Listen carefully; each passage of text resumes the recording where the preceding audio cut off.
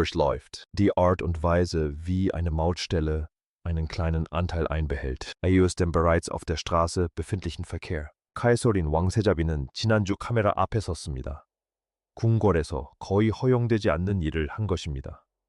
직원들은 안전하고 세심하게 다듬어진 대본을 준비했습니다. 그녀는 잠시 서류를 살펴본 후 옆 탁자 위에 뒤집어 놓았습니다. 그녀는 막내 아들에 대해 자신의 말로 이야기했다. 메모도 없었고 사전 승인도 받지 않았다. 무슨 이야기를 할 건지 아무에게도 말하지 않았다. 이야기의 3분의 2쯤 진행되었을 때 그녀는 울기 시작했다. 하필 루이에 대한 문장에서 눈물이 쏟아졌다. 그녀는 감정이 북받쳐 오르는 와중에도 말을 멈추지 않았다. 그녀가 감정을 억누르려 애쓰는 모습을 보는 건 오히려 완전히 무너져 내리는 것보다 더 마음 아팠다. 켄싱턴 궁은 즉흥적인 순간을 용납하지 않는다. 특히 공개적인 눈물은 절대 용납하지 않는다. 그 세 아이에 관한 모든 세부 사항은 대개 미리 계획되고 시간 맞춰져 있다. 이러한 통제는 홍보팀의 냉소적인 태도가 아닙니다. 10년 넘게 지속되어 온 실제 정책입니다. 진짜 문제는 캐서린이 결국 무슨 말을 했느냐가 아닙니다. 문제는 평소 절제된 여성이었던 그녀가 왜 입을 열었느냐는 것입니다. 그 가족 안에서는 몇 달 동안 무언가 심상치 않은 일이 벌어지고 있었습니다. 온 나라가 그들의 삶의 변화를 눈치챘다. 약속들은 아무런 이유도 설명 없이 바뀌었고 일정은 갑작스럽게 변경되었다. 한 어린 소녀는 어디에서도 모습을 드러내지 않았다. 아무런 설명도 없었고 앞으로 설명해 줄 거라는 약속조차 없었다. 에온론 담당 부세오는 모든 질문에 똑같은 방식으로 답변했습니다. 가족 사생활 보호에 대해서도 똑같이 정중한 표현을 사용했습니다. 그 갑작스러운 침묵은 우연이나 실수가 아니었습니다. 윌리엄은 스스로 그 침묵의 장벽을 쌓아 올린 것입니다. 그는 아버지로서의 삶을 시작한 순간부터 줄곧 그 장벽을 주장해 왔습니다. 그는 집안 사람들에게도 그 정책을 옹호했다. 보좌관들은 계속해서 그런 전략이 역효과를 낼 거라고 경고했다. 결국 침묵은 그에게 부메랑처럼 되돌아왔다. 그 일은 그 건물에 있던 누구도 예상하지 못한 방식으로 벌어졌다. 이 이야기는 대부분의 사람들이 생각하는 것보다 훨씬 오래된 정책에서 시작된다. 조지는 2013년 여름에 태어났습니다. 윌리엄과 캐서린은 그로부터 1년 안에 엄격한 양육 방식을 정했습니다. 아이들이 평범하게 살 수 있도록 10년 계획을 세운 것입니다. 여기에는 아이들이 어디에 나타날지, 얼마나 자주 어떤 나이에 누구와 함께 있을지 등을 신중하게 결정하는 것이 포함되었습니다. 당신은 평생 동안 이 정책의 결과를 목격해 왔습니다. 새 아이는 1년에 몇 번 정도만 모습을 드러냅니다. 샌드링검이나 발코니에서 그들을 볼 수 있을 뿐입니다. 어머니가 독점 공개한 사진들을 통해서만 그들을 접하게 됩니다. 당신이 공개한 사진은 누구도 팔 수 없는 사진입니다. 윌리엄이 아이 보호 장치를 만든 데에는 지극히 개인적인 이유가 있습니다. 현대 미디어 전략과는 아무런 관련이 없습니다. 1997년 9월에 어느 토요일과 관련된 일입니다. 당시 그는 15살이었고 어머니의 관을 따라 런던 거리를 걸었습니다. 전 세계가 그가 검은 정장을 입고 걸어가는 모습을 지켜보았다. 다이애나가 소유했던 모든 사적인 물건들이 순식간에 공공재가 되었다. 그녀의 편지옷 음성 녹음 테이프는 순식간에 모든 곳에 베어졌다. 윌리엄은 나라가 왕실의 사생활을 어떻게 다루는지 정확히 알게 되었다. 그는 대중이 사적인 세부 사항을 알게 되면 어떤 일이 벌어지는지 목격했다. 그는 그런 일이 다시는 일어나지 않도록 거의 30년 동안 애써왔습니다. 언론이 자신의 아이들에게 접근하지 못하도록 막고 싶었던 것입니다. 최근 사건에서 드러난 모든 문제들은 바로 거기서부터 시작됩니다. 하지만 지난 몇 달 동안 그 정책은 더 이상 효과가 없었습니다. 이 실패의 과정을 제대로 살펴보는 것이 중요합니다. 루이스는 현재 8살입니다. 그는 웨일스 가문의 세 자녀 중 막내입니다. 웨일스 가족에게 막내라는 것은 역할이 가장 불분명하다는 것을 의미합니다. 또한 가장 높은 수준의 보호를 받는다는 것을 의미하기도 합니다. 루이스는 평생 동안 이 두 가지를 모두 누려왔습니다. 조지는 13살이고 누구나 쉽게 예측할 수 있는 밝은 미래를 갖고 있다. 샬롯은 11살이고 꾸준히 대중 앞에 모습을 드러내고 있다. 루이는 항상 대중의 시선에서 벗어나 있었다. 올해 들어서는 한동안 완전히 모습을 감췄다. 예정되어 있던 공식 석상들은 조용히 취소되었다. 그가 예전에 참석했던 2번의 가족 행사는 그 없이 진행되었다. 이런 패턴이 너무 자주 반복되자 사람들은 몇 개월이 지났는지 세기 시작했다. 그리고 이 시기를 세는 과정에서 바로 그 정책이 막으려 했던 추측이 생겨났다. 아이러니로 가득한 이야기 속에서 더욱 가혹한 아이러니가 드러난다. 이 정책은 이 순간 이전 10년 동안 완벽하게 작동했다. 그의 아이는 전례 없는 환경에서 자랐습니다. 조지는 공식 석상에서 9살이 된 모습을 몇 번밖에 보여주지 못했고 샬롯은 사립학교 사진이 신문에 팔린 적이 한 번도 없습니다. 그 누구도 그들이 우는 모습을 망원 렌즈로 찍은 적이 없습니다. 윌리엄과 해리가 8살 때 겪었던 일들과 비교해보세요. 윌리엄은 상당한 제도적 압력에 맞서 그러한 사생활을 구축했습니다.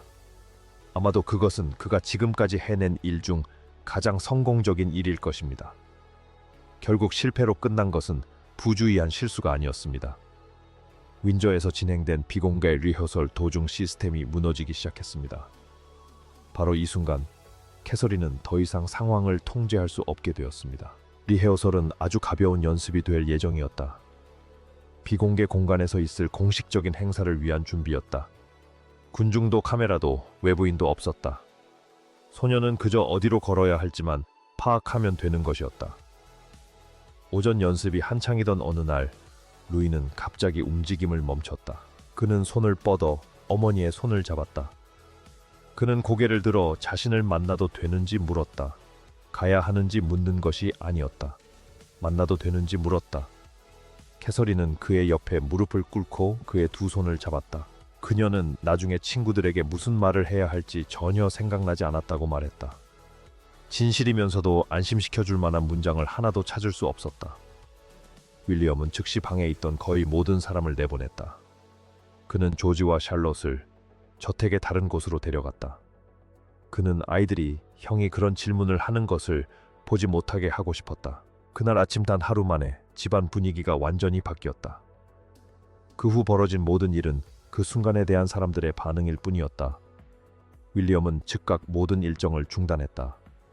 루이와 관련된 모든 약속을 즉시 취소했고 그 문제에 대해 논의할 생각이 전혀 없다는 점을 분명히 했다. 그는 한 번의 의식 불명예는 아무것도 아닌 것보다는 훨씬 덜 중요하다고 믿었다. 그는 자신이 숨겨지고 있다고 느끼는 아이를 바라보고 있었다. 아버지의 보호 본능을 거스르기는 매우 어렵다. 하지만 바로 이 순간부터 상황이 엉망이 되기 시작했다. 그에게 경고하려 했던 사람들은 완전히 무시당했다. 고위 보좌관들은 그에게 잦은 불참은 심각한 의문을 불러일으킬 것이라고 경고했다. 왕실 행사 참석은 공식적인 공적 의무이다. 왕실 구성원들의 모든 공개적인 활동은 이러한 행사들을 중심으로 이루어진다. 행사는 몇 달 전에 미리 계획되고 정확하게 기록되며 공개된다. 왕족이 공식 석상의 모습을 드러내지 않게 되면 이는 공공기록으로 남게 된다. 내부 소식통이 없어도 왕실의 부재를 알아챌 수 있습니다. 공식 왕실 일지만 보면 되니까요. 참모들은 통제되고 모호한 설명이 즉시 발표되기를 원했습니다. 언론 담당 부서에서 제시할 수 있는 문서가 필요했던 거죠. 그들의 임무는 18개월 앞을 내다보고 문제를 미리 파악하는 것이니까요. 그들은 캐서린에게서도 이와 똑같은 침묵을 본 적이 있었다. 2024년 그녀의 일정에 공백이 생기자 온갖 추측이 난무했다. 그 침묵은 한 사람에게 실제로 큰 상처를 남겼다. 측근들은 윌리엄에게 어린 아들의 존재를 밝히라고 요구하는 것이 아니었다. 그들은 설명 없는 부재는 결코 그냥 넘어가지 않는다는 것을 경고하는 것이었다. 그들은 결국 누군가가 그 침묵을 채울 것이라는 것을 알고 있었다. 윌리엄은 몇 달 동안 그들의 조언을 단호하게 그리고 거듭해서 거부했다. 그는 아들이 대중의 관심 대상이 되는 것을 용납할 수 없었다. 그는 사생활 보호가 왜 중요한지에 대한 30년간의 개인적인 경험을 가지고 있었다. 그는 위험성에 대해서는 옳았지만 해결책에 대해서는 틀렸다. 루이 주변에만 머물지 않았던 침묵은 순식간에 집안의 조용한 복도로 퍼져나갔다. 다른 두 아이의 마음속에도 스며들었다. 부모는 침묵이 깊숙이 자리 잡을 때까지 그 사실을 알아채지 못했다. 조지는 자신에게 절대적인 침착함이 요구된다고 생각했다. 그는 점점 더 조용해지고 조심스러워지고 집안일을 더 잘하게 되었다. 부모님은 이런 그의 행동을 그저 잘 적응하고 있는 것으로 오해했다. 그러던 어느 날 밤 그는 아버지에게 섬뜩한 질문을 던졌다. 남동생을 모든 일에서 영원히 배제할 수 있겠냐고 물었다. 13살이었던 그는 그 침묵을 이해하려 애썼다. 그는 그 침묵이 뭔가 끔찍한 일을 의미하는 건 아닌지 알아내려고 애썼다. 샬롯은 완전히 다른 방향으로 나아갔다. 그녀는 닫힌 문들 속삭이는 대화들 하나하나를 유심히 살폈다. 갑자기 어디론가 가버리는 어른들도 모두 눈에 들어왔다. 아무도 그녀를 앉혀놓고 무슨 일이 일어나고 있는지 말해주지 않았다. 그녀는 거의 완벽한 단서를 혼자 힘으로 만들어냈다. 그녀는 동생의 침대 옆에 손으로 쓴 농담들을 놓아두기 시작했다.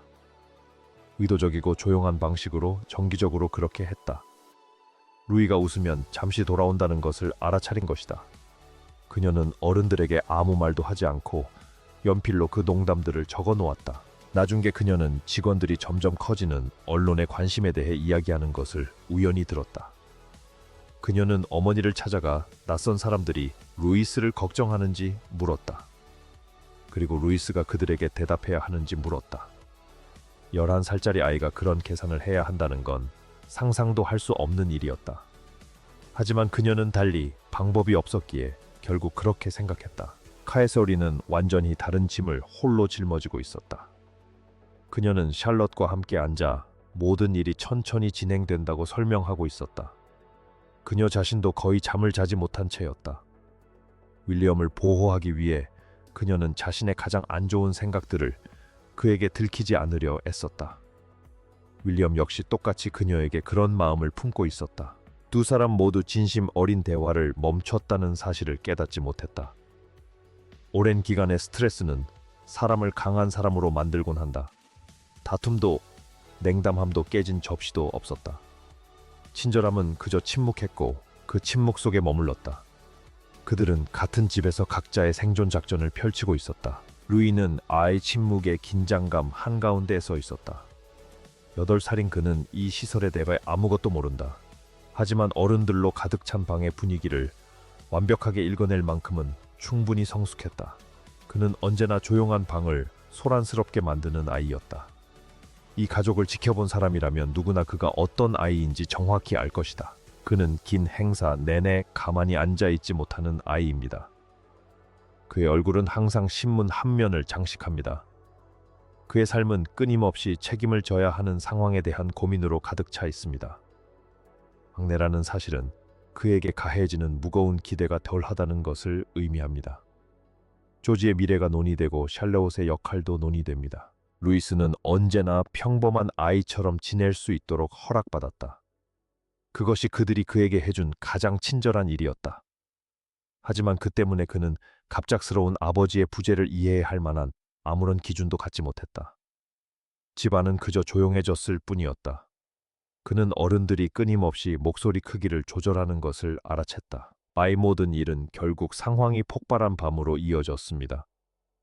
아이들이 잠든 후 윌리엄과 캐서린 사이에서 일어난 일이었죠. 캐서린은 직접 손으로 성명서를 작성했고 그 문서들을 윌리엄 앞에 있는 테이블 위에 올려놓았습니다. 공식 궁궐 성명서 초안도 바로 옆에 놓여 있었습니다. 궁궐에서 승인한 성명은 사실상 아무 내용도 담고 있지 않습니다. 그 목적은 새로운 의문을 불러일으키지 않고 존재하는 것뿐입니다. 모든 조항은 6개월 후의 상황을 고려하여 검토됩니다. 에카테리나 2세에게 그러한 공식 성명은 완전히 공허하게 느껴졌습니다. 어떤 두려움이 존재한다는 사실조차 인정하지 않고 상황을 묘사하고 있었기 때문입니다. 윌리엄은 그녀가 손으로 쓴 편지의 첫 줄을 읽었다. 두 번째 문장에 이르기도 전에 그는 고개를 저었다. 그는 공개적인 메시지 하나가 루이의 남은 생애 동안 분석될 수 있다고 말했다. 그는 낯선 사람들이 아들을 해부하는 모습을 지켜볼 준비가 되어 있냐고 물었다. 그의 목소리가 높아지더니 그는 말을 하다가 갑자기 멈췄다. 두 사람 모두 그의 분노가 단지 두려움이 겉옷을 입은 것일 뿐이라는 것을 이해했다. 캐서린은 징집에 대해 물러서거나 사과하지 않았다. 그녀는 그의 모든 생각을 뒤흔드는 말을 했다. 루이는 자신이 수치심 때문에 숨겨지고 있다고 믿고 있다는 것이다. 그는 자신이 아프거나 망가졌다고 생각하지 않았다. 그는 자신이 문제의 원인이라는 것을 깨달았다. 밖에 나가지 못하는 건 자신이라는 것을 방에 들어서는 순간 대화의 흐름이 바뀐다는 것을 알고 있었다. 아이는 아무런 설명도 듣지 못하면 스스로 설명을 만들어낸다.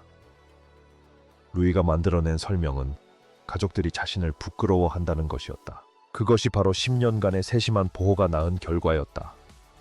캐서린은 공식 초안을 나무 탁자 위로 밀어주었다. 그녀는 윌리엄에게 궁궐 초안이 아들의 모습을 제대로 반영하지 못한다고 말했다.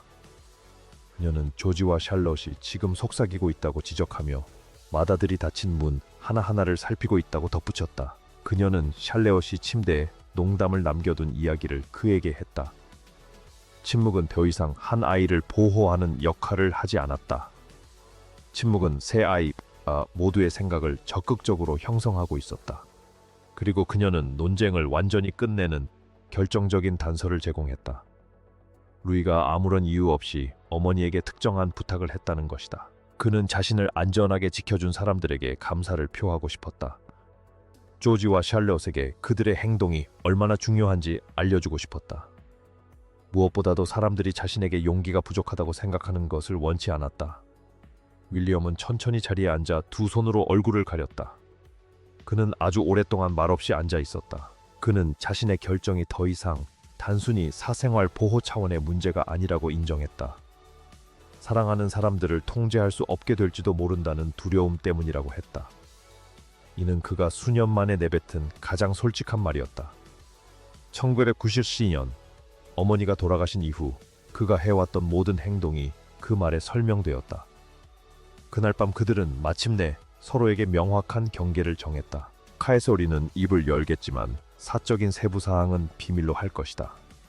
지난 몇 달이 쉬웠다는 척하는 것도 그만둘 것이다. 하지만 여전히 한 명의 권위자가 모든 계획을 막을 수 있었다.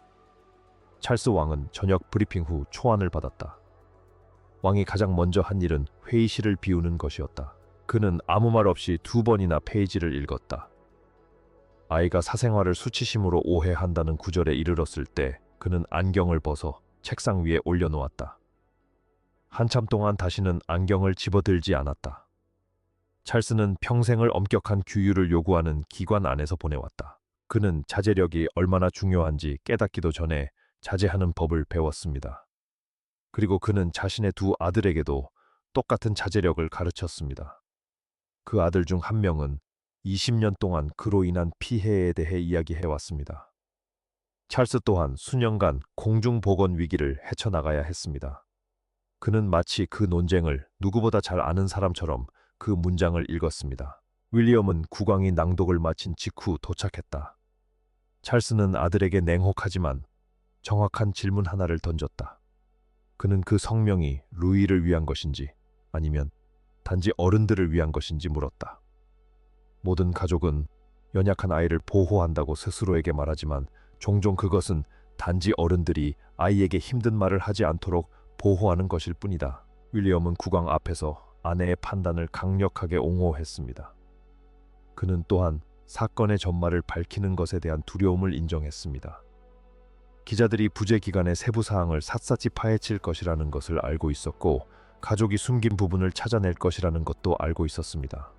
그래서 홍보팀은 그보다 훨씬 더 안전한 버전을 준비해둔 상태였습니다. 사이로운 버전에서는 루이가 자신을 도와준 사람들에게 감사하는 부분이 삭제되었습니다. 그들은 실제로 어린아이의 입장이 담긴 유일한 구절을 지워버린 것입니다. 샤를 왕은 궁궐의 수정안을 즉시 거부했습니다. 그는 아이의 의미가 빠진 성명은 무의미하다고 생각했습니다. 그것은 왕관을 지키는 동시에 왕관을 쓴 사람을 외면하는 것이라고 여겼습니다. 그는 캐서린의 제안을 한 가지 엄격한 조건에 승인했다. 루이는 방송 전에 모든 내용을 한마디도 빠짐없이 들어야 했다. 그는 온 국민에게 전달될 내용이 무엇인지 정확히 이해해야 했다. 그에게 거부할 수 있는 진정한 기회가 주어져야 했다. 8살짜리 아이에게 영국 국왕이 거부권을 준 것이다. 카에서린은 최종 원고를 아들에게 조용히 읽어주었다. 아들은 전에 본 적 없는 진지한 표정으로 들었다. 다 읽고 나니 아들은 딱 한 구절만 고쳐주었다. 캐서린이 지금은 상태가 좋아지고 있다 라고 쓴 부분이었다. 루이는 그 특정 수동태 표현을 쓰고 싶어 하지 않았다. 그는 자신이 다시 강해지고 있다는 것을 사람들에게 알리고 싶어 했습니다. 캐서린은 그 자리에서 펜으로 문장을 바꾸었습니다. 나아지는 것은 그냥 일어나는 일입니다. 하지만 다시 강해지는 것은 스스로 적극적으로 선택하는 것입니다. 8살짜리 아이가 전문가들로 가득 찬 방에서 놓친 차이점을 발견했습니다. 카즈 왕세자는 수정된 문구를 자필 메모로 승인했습니다. 그는 절제된 진실 전달이 왕권을 보호한다고 적었고 완전한 침묵보다는 훨씬 더 정직한 방식이라고 덧붙였습니다. 마침내 녹음 파일이 대중에게 공개되었습니다. 캐서린 왕비는 차분한 어조로 국민들의 관심에 감사를 표했습니다. 연설의 3분의 2가량 진행되었을 때 그녀는 울음을 터뜨리면서도 계속 말을 이었다. 궁궐 편집자들은 그 감정적인 부분을 편집하지 않았다. 대중의 반응은 즉각적이고 폭발적이었다. 1시간 안에 전화가 빗발치고 헤드라인 기사가 쏟아졌으며 메시지가 쏟아져 들어왔다. 그리고 언론 보도는 윌리엄이 경고했던 대로 정확히 흘러갔다. 방송사들은 행방불명된 몇 달 동안의 상세한 시간표를 만들었다. 그래픽 부서는 모든 출연과 불참을 도표로 정리했다. 과거 가족 영상은 새로운 성명 바로 옆에 재생되었다. 진행자들은 본격적인 추측이 나올 것임을 암시하는 어조를 사용했다. 한 해설자가 윌리엄을 극도로 자극하는 행동을 했다. 그 남자는 2년 전 여름에 촬영된 평범한 영상을 검토했다. 그는 영상을 소년의 얼굴 부분에서 멈췄다. 그리고 아이의 표정을 프레임별로 분석하기 시작했다. 그는 청중에게 몇 년 전 7살짜리 아이가 어떤 감정을 느꼈는지 설명했다. 윌리엄은 바로 자신의 거실에서 이 모든 상황을 목격하고 있었다. 그는 자리에서 일어나 화면 쪽으로 손을 뻗었다. 마치 그 남자를 물리적으로 제지하려는 듯한 표정이었다. 그는 리모컨을 찾아 텔레비전을 꺼버렸다. 그리고 방 안에 있던 몇몇 직원들에게 돌아섰다. 그는 아들은 대중의 오락거리가 아니라고 말했다. 30년 동안 벽을 쌓아 온 한 남자는 자신이 가장 두려워했던 일이 벌어지는 것을 목격했다. 낯선 사람들이 그의 아이의 얼굴을 사진으로 찍어 수백만 명에게 전달하고 있었다.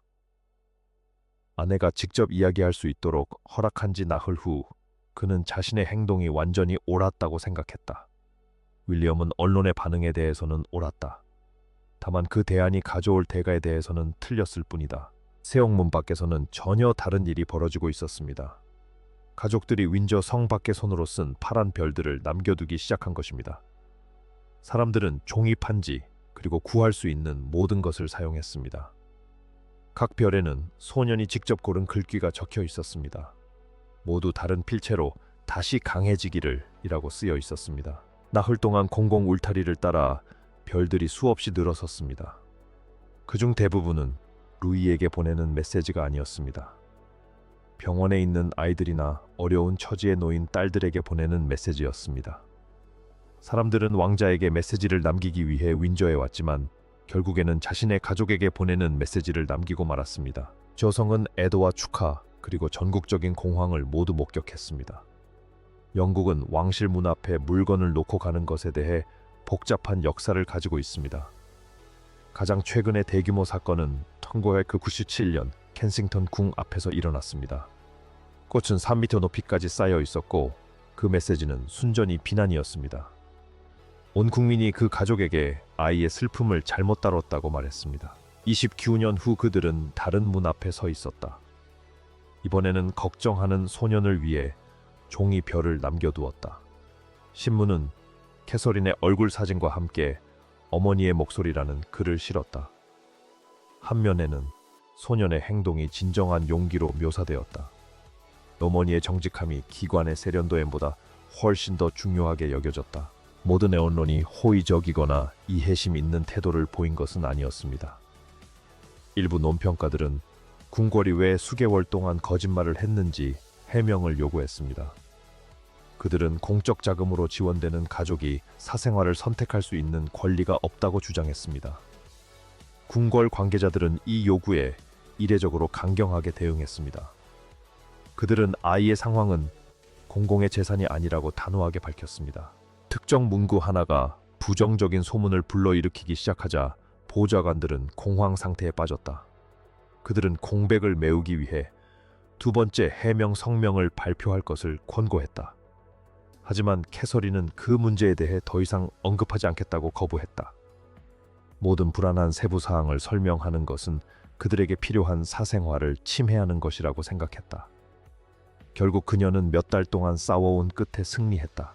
그녀는 대중과 소통할 의지가 있음을 증명했고 동시에 완전히 침묵을 지킬 의지도 있음을 증명했습니다. 이 모든 사건이 왕실에 얼마나 큰 대가를 치르게 했는지 생각해 보세요. 그들은 10년 동안 지켜온 침묵의 정책을 포기했습니다. 그 절대적인 침묵의 방패는 이제 영원히 무너졌습니다. 윌리엄은 10년 동안 지켜온 선례를 언론에 넘겨주었다. 그 모든 손실에도 불구하고 그들이 얻은 것은 단 하나였다.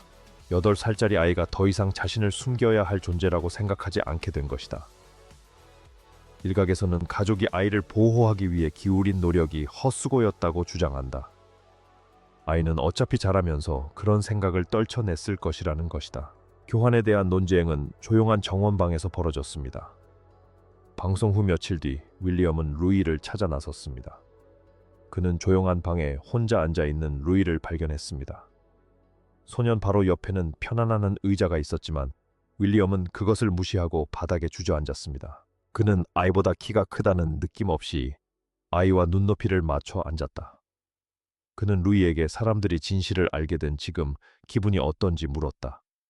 루이는 아버지에게 대답하기까지 오랜 시간이 걸렸다. 그의 대답은 공개 성명과는 전혀 관련이 없었다. 그는 아버지가 왕실 행사에 대해 더 이상 이야기하지 않는다는 것을 알아챘다고 말했다. 루이가 방에 들어올 때마다 흥미진진했던 대화는 멈췄다. 윌리엄은 일부러 그랬던 것이다. 부담감을 없애기 위해서였다. 루이는 이 침묵을 듣고 비극적인 결론을 내렸다. 모두가 자신이 결코 강해질 수 없을 거라고 단정지었다고 생각했다. 그는 다시는 어떤 행사에도 참석할 수 없을 거라고 생각했다. 윌리엄은 침묵이 아이에게 어떤 의미를 전달하는지는 선택할 수 없다는 것을 깨달았다. 그때 루이스는 윌리엄이 전혀 몰랐던 사실을 털어놓았다. 아이들이 무거운 진실을 말하듯 루이스는 직설적으로 말했다. 루이스는 아버지가 복도에서 우는 소리를 들었다고 했다. 가장 힘들었던 그 주 루이스는 어둠 속에서 잠을 이루지 못했다. 8살이었던 그는 아버지가 방문 밖에서 오열하는 소리를 들었다. 어떻게 해야 할지 몰랐던 그는 자는 척하는 것이 더 나을 것 같았다. 아버지에게 알리면 상황이 더 악화될 거라고 판단했기 때문이다. 그는 미래의 영국 왕을 적극적으로 보호하고 있었던 것이다. 윌리엄은 갓난아기 때부터 무표정을 유지하도록 훈련받았다. 그는 그 어두운 복도에 완전히 혼자라고 생각했다. 하지만 아들이 자신의 고통을 고스란히 느끼고 있다는 사실을 깨닫는 순간 그의 억눌렸던 감정은 산산이 조각났다. 윌리엄은 아들을 끌어안고 꼭 껴안았다. 그리고 아들에게 용감하다는 것은 두려움이 없다는 뜻이 아니라고 말했다. 침묵하는 것이 더 쉬울 때 목소리를 내는 것을 의미한다. 그는 아내가 몇 달 동안 주장해온 바로 그 논리를 되풀이했다. 루이는 아버지를 믿고 스스로 결정을 내렸다.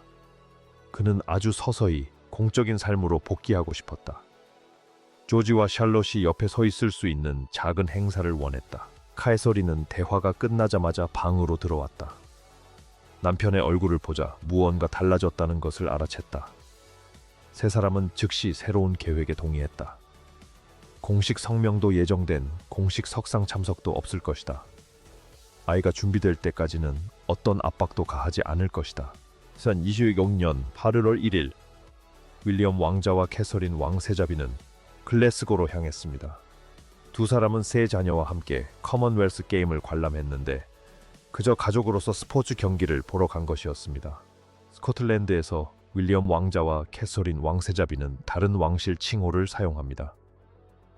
이번 방문에는 어떠한 공식 행사도 포함되지 않았습니다. 그들은 잉글랜드가 자메이카에게 패한 네트볼 준결승전을 관람했습니다. 그런 다음 그들은 크리스 호이경 벨로드롬으로 걸어갔습니다. 루이스는 약간 큰 웨일스 사이클링 모자를 쓰고 있었는데 오후 내내 그 모자 아래에 숨어 있었습니다.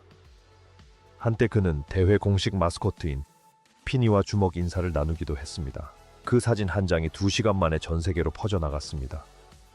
글래스고에서 그날 오후에 있었던 일은 그 어떤 것도 연출되거나 계획된 것이 아니었습니다.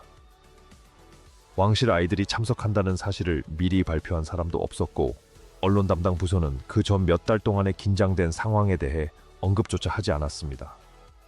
그들은 그저 다른 수천 명의 사람들처럼 관중석에 앉아 있었을 뿐입니다. 조지는 13살, 샬롯은 11살, 루이는 8살이다. 경기장에 들어가기 전 루이는 문 앞에서 잠시 멈춰 섰다. 샬롯은 곧바로 루이의 손을 잡았다. 조지는 조용히 형의 다른 손을 잡았다. 부모는 아무 말도 하지 않았고 루이에게 서두르라고 재촉하지도 않았다. 카에소리는 그가 직접 적절한 순간을 고를 때까지 patiently 기다렸다. 그러자 세 아이는 함께 시끄러운 경기장으로 걸어 들어갔다. 윌리엄은 이 모습을 지켜보며 마침내 새로운 현실을 이해했다. 정상으로 돌아간다는 것은 예전의 벽을 다시 쌓는 것을 의미하지 않았다. 그는 평생 동안 얼마나 많은 것을 숨겼는지로 사생활을 가늠해왔다. 그는 침묵이 아이를 신체적으로 안전하게 지켜줄 수 있다는 것을 인정했습니다. 하지만 침묵이 아이를 내면적으로 완전히 고립시킬 수도 있다는 것도 알았습니다. 캐서린은 정직이 아들을 수치심에서 구해줄 수 있다는 것을 배웠습니다. 또한 모든 사적인 세부 사항을 다 털어놓을 필요는 없다는 것도 깨달았습니다. 그녀는 자신만의 형식을 사용하여 진실을 말하고 끝맺었습니다. 찰스 왕은 후스날 사석에서 심오한 통찰을 남겼습니다. 그는 왕실이 그 취약성으로 인해 약해지지 않았다고 말했습니다. 오히려 어려운 일을 정직하게 견뎌냄으로써 더욱 강해졌다고 믿었던 것입니다. 절대적인 절제를 배우며 자란 사람에게서 나온 이 말은 실로 엄청난 의미를 지녔습니다. 왕실은 품위와 감정을 서로에게 적대적인 존재로 여겨왔기 때문입니다. 루이는 시끄러운 벨로드롬에서 오후 시간을 마무리했다. 그는 관중석에 앉아 계신 부모님께 걸어 돌아갔다. 그는 다음 경기에 참가할 수 있는지 묻지 않았다. 그저 언제 다시 올 수 있는지 물었을 뿐이다. 그 자연스러운 질문 하나가 이 이야기의 진정한 결말이다. 카에소리는 윈저 성 밖에 있는 푸른 별 사진을 간직하고 있었다. 그녀는 아이의 송글씨로 쓰인 메시지를 어루만졌다. 그녀는 루이를 위해 그 사진을 비공개로 보관해달라고 부탁했다. 윌리엄은 비슷한 경험을 한 아버지가 쓴 편지를 읽었다. 그들의 솔직함은 성벽 너머까지 큰 영향을 미쳤다. 루이는 파란색 종기 별 하나를 자신만을 위해 간직했다. 그것은 그의 침대 옆 탁자 위에 조용히 놓여 있다. 엉성한 글씨로 쓰인 별에는 단순한 메시지가 담겨 있다. 그가 쉬는 동안에도 용감했다는 것이다. 궁궐은 그 사건의 여파에 대해 완전한 자제심으로 대응했다. 기념사진도 후속 인터뷰도 없었다. 캐서린은 반항을 하거나 홍보성 쇼를 벌인 것도 아니었다. 그녀는 단지 두려움이 만들어낸 이야기를 바로잡았을 뿐이다. 아들에게 회복 중인 사람으로서의 자신을 있는 그대로 받아들이도록 허락했다. 가족은 사랑이란 높은 벽을 쌓는 것이라고 생각하며 1년을 보냈다. 그들은 보호란 주에 깊게 경청하는 것 또한 의미한다는 것을 깨닫고 나왔습니다. 그것은 자녀에게 두려움을 솔직하게 표현하는 것을 의미합니다. 그것은 8살짜리 아이가 당신이 틀렸다고 말하도록 들어주는 것을 의미합니다. 침묵은 제 역할을 다했지만 결국 감옥이 되었습니다. 그 건물 안에서 오직 한 사람만이 그 침묵을 깨뜨릴 용기가 있었습니다. 태영빈 코안을 작성한 고문들은 그저 자기 일을 했을 뿐입니다. 그들은 영혼이 결여된 성명서를 소년에게 건네주었을 겁니다. 그들의 존재 목적은 오로지 거대한 왕실이라는 제도를 보호하는 데 있습니다. 그 안에 있는 실제 아이를 누군가는 보호해야 하니까요. 몇 달 동안 그 아이는 그저 종이 한 장을 든 어머니에 불과했습니다.